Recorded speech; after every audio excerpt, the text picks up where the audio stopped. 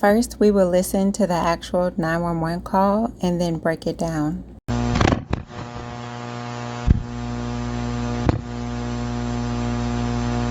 911 emergency. We need him. Police. What's going on? 515th Street. What's going on there, ma'am? We have a kidnapping. Hurry, please. Explain to me what's going on, okay? There's a note left and our daughter's gone. A note was left and your daughter is Yes. gone? How old is your daughter? 6 years old. She's gone. 6 years old. How long ago was it? I don't know. I just found the note.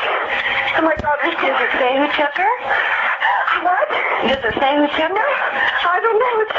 There's a ransom note here. It's a ransom note? It says FBTC.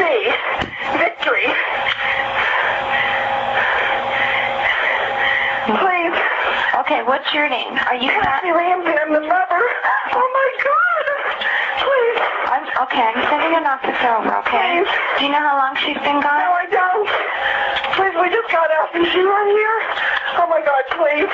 Okay, well, There's somebody. I am, honey. Please. Take a deep breath, Please, okay? hurry. Patsy.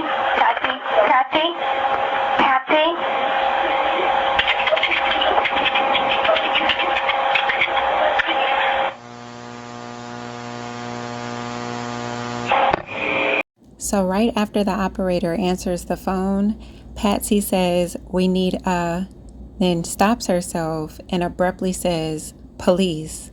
Let's take a listen one more time. 911 emergency. We need him. Police. So many people feel as though Patsy was saying we need an ambulance, but that wouldn't have fit the situation of JonBenet being missing. So they say that she stopped herself and then blurted out, "Police." The operator then asks, "What's going on, ma'am?" And Patsy Ramsey, without answering the question, gives the address, 755 15th Street. Now, I feel like if this was me, the first thing out of my mouth would have been that my daughter's missing. She's gone. I can't find her. Now, for the third time, the operator says something and she asks a question. "What's going on there, ma'am?" Patsy finally gives some answer to this question and she says, "We have a kidnapping. Hurry, please." But "we have a kidnapping" is such an odd way to word the situation. I think any mother out there would say, "My daughter has been kidnapped." Our daughter has been kidnapped. But to say "we have a kidnapping" is almost a detachment from her daughter to just put it on the kidnapping and away from JonBenet, almost like mentally she had to detach to make this phone call, to even have these words come out of her mouth. Then she gives the "hurry please" afterwards. However, this is not giving the operator a lot of information, so the operator then asks, "Explain to me what's going on, okay?" And Patsy then says, there's a note left and our daughter's gone. So I personally feel as though Patsy was looking for the word ransom, but her mind just couldn't grasp it at the time. I feel like she was going to say there's a ransom note, we have a ransom note, but her mind just having to keep starting over until she finally got out, "There's a note left and our daughter's gone." This is the first time that she mentions her daughter. And we're kind of well into the conversation at this point for her to just now mention her daughter, and not even by name, but just say "our daughter's gone." Not only that, Patsy mentions the note before mentioning her daughter, which means that the first thing on her mind to tell the operator about what's going on was the note and not the fact that her daughter is missing / kidnapped. That's very important. The operator then does a good job to reiterate what Patsy has just told her, and the operator says, "A note was left and your daughter's gone?" Patsy exclaims, "Yes." "How old is your daughter?" Patsy then says, "She's 6 years old. She's blind, 6 years old." So Patsy stops herself again in this train of thought. She probably was going into more of a description to say she's blonde hair, blue eyes, but she stops herself, which is very interesting, almost like that information is not needed. She just goes back to answering the question that was asked and repeats that she's 6 years old, still not saying her name or anything like that. The operator then asks, how long ago was this? Patsy says, I don't know. I just got the note and my daughter's gone. Now, when Patsy begins with, I don't know, that actually to me sounds like a logical, truthful answer that someone would give in a situation that they just woke up and all this chaos is going on. They have this note, her daughter is missing. She truly does not know the amount of time because they were asleep. So that seems like a logical answer. It's not someone trying to come up with a time frame or any type of lie. Patsy then says, I just got the note and my daughter's gone. Again, Patsy is bringing up the note before she brings up her daughter. This is very concerning that the first thing on her mind is again the note and not JonBenet. She still has not mentioned her name at all.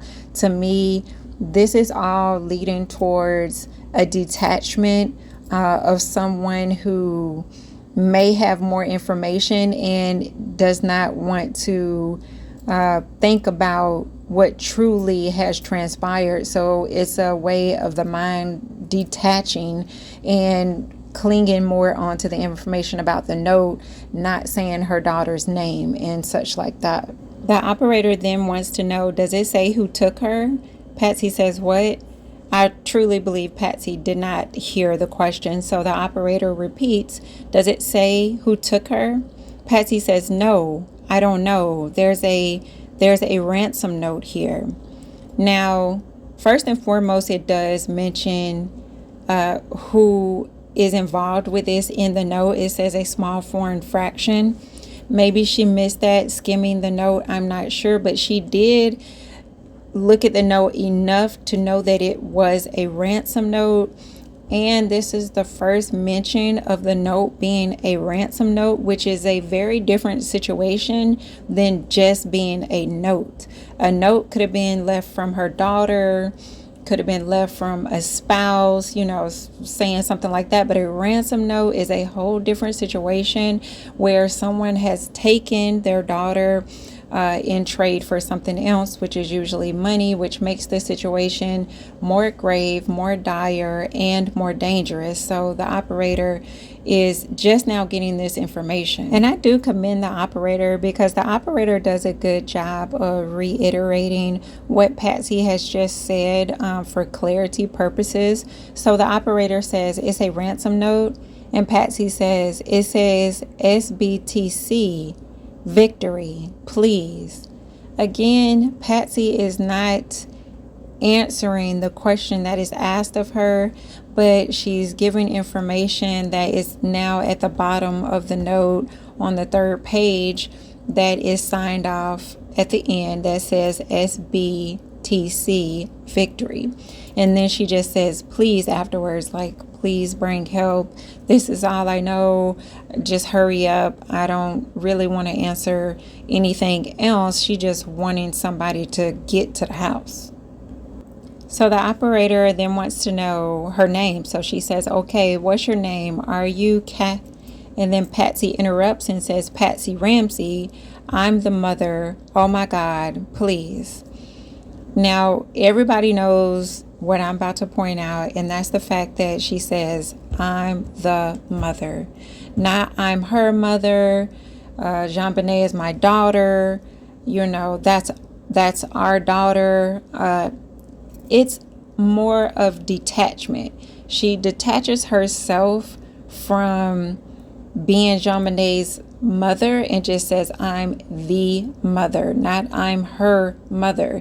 These little small details like this let me know in my opinion, that Patsy is trying her best to get through this phone call without being overwhelmed emotionally about the grasp of the situation of what has happened possibly to her daughter, or that she knows that has happened to her daughter.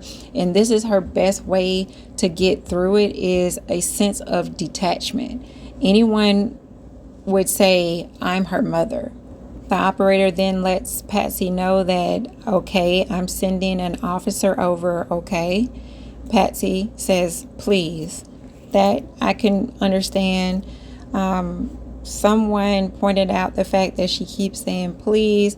I actually can understand that, because when I'm in a traumatic situation or I feel like something bad is happening, I might repeat please as well. Now the operator again asks, do you know how long she's been gone? And Patsy says, no, I don't. Please. We just got up and she's not here. Oh my God, please. So again, Patsy is, answering the same question, that she don't know how long ago this transpired or how long JonBenet has been missing at this point. She's just trying to get someone to the house. I do feel like this is a logical answer if it was someone being truthful, in that they don't know, so they don't act like they know. They're not trying to come up with any type of answer. They're just flat out saying, no, I don't. The 911 operator is then telling Patsy, okay, call. Patsy interrupts and says, please send somebody. The 911 operator was more than likely going to tell Patsy to calm down. And then she says, I am, honey. Patsy says, please. The 911 operator asks Patsy to take a deep breath, and again is interrupted by Patsy saying, hurry, hurry, hurry.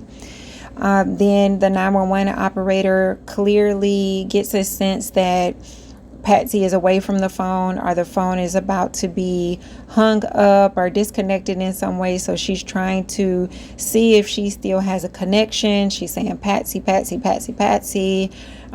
This is the end of the conversation between the two. However, there has been some debate as to whether Patsy completely hung up the phone on the receiver and voices are heard at the end, a male voice and what claims to be a child's voice, and the male voice is asking or saying that we're not talking to them, and then the child's voice is asking, what have you done? I personally, it's very hard to make out. You would have to listen to a cleared, denoised, enhanced version to try to even make it out. But some people can hear it a little bit better. Me, I can't really make that out.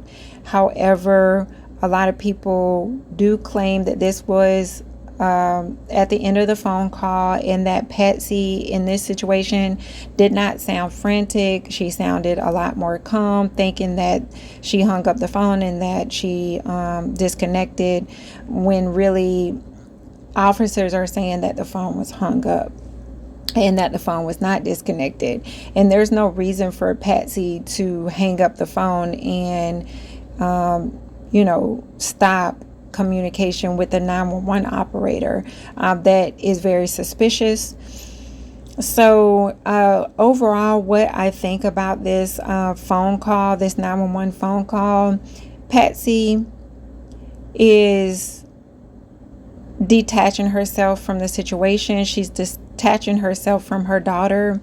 Anyone would be more emotional, a mother, almost to the point of tears, if not tears, frantic, very connected with their daughter, wanting the main point of the conversation to be, the daughter is missing, her daughter is missing, my daughter is gone. But she says, things like, I am the mother, not her mother. So this phone call, to me, it sounds as though Patsy knows more information than she's leading on to. And even when the operator is asking for further information within the ransom note, Patsy really doesn't give a lot of information when the ransom note was 3 pages long, chock full of information. So I do not really believe this phone call. It feels more like a staged 911 acting frantic phone call, in my opinion. That's my take on it. I am interested to know how you guys feel about this 911 call. I might play it again at the end here in its entirety, just so you can hear it one more time after us dissecting it and going over it, just to see what you guys think.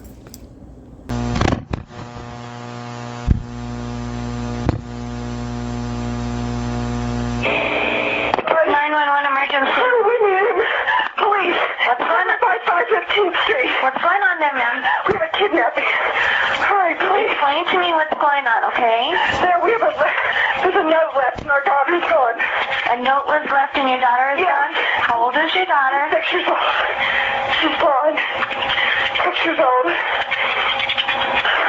How long ago was it? I don't know. I just found the note. And my daughter's Does gone. it say who took her? What? Does it say who took her? I don't know. There's a ransom note here. It's a ransom note? It says SBTC. Victory. Please. Okay, what's your name? Are you Patsy Ramsey. I'm the mother. Oh my God. Please. I'm sending an officer over, okay? Please. Do you know how long she's been No, gone? I don't. Please, we just got out. Is she right here? Oh my God, please. Okay, girl. There's somebody. I am, honey. Please. Take a deep breath, Please. okay? Hurry. Patsy?